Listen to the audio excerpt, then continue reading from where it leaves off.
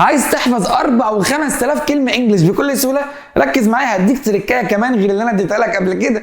بص، ممكن تحفظ سيلابل يعني مقطع صوت، وليكن مثلا تحفظ كده اي جي اتش تي. السيلابل ده اسمه ايت. ايت، بص تعالى نكتب اهو، بص ايت. حلو، ايت ايت ايت. مش انت في العربي ممكن تقرا اي كلمه حتى لو الكلمه دي مش موجوده في العربي تقدر تقراها حتى لو ملهاش معنى؟ انا هخليك تقرا اي كلمه في الانجليش حتى لو ملهاش معنى. يا عم لو حطيت اس هتبقى سايت، حطيت ال هتبقى لايت، لو حطيت ار هتبقى رايت، ولو حطيت اف هتبقى فايت. سايت الرؤيه، لايت الضوء او خفيف، رايت يعني يمين او صواب، فايت يعني يحارب او حرب. حلو. طب يا عم خلاص انت حفظت ان اي جي اتش دي، خلاص ده مقطع صوت اهو، اي جي اتش تي.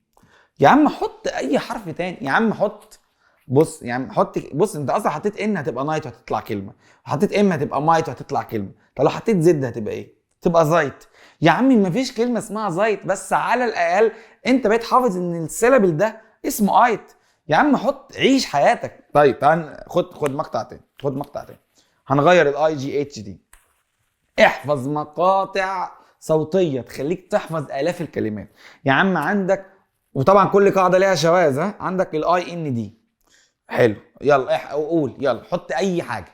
ها، ام اي ان دي مايند، اف اي ان دي فايند، بي اي ان دي بايند، بي ال اي ان دي بلايند. يا عم حط زد اي ان دي تبقى زايند، حط يا عم ان اي ان دي تبقى ناين. يعني مفيش الكلام ده، انا بقول لك مفيش، ما تخافش، بس انت تقدر تعرف نطق المقطع الصوتي عامل ازاي.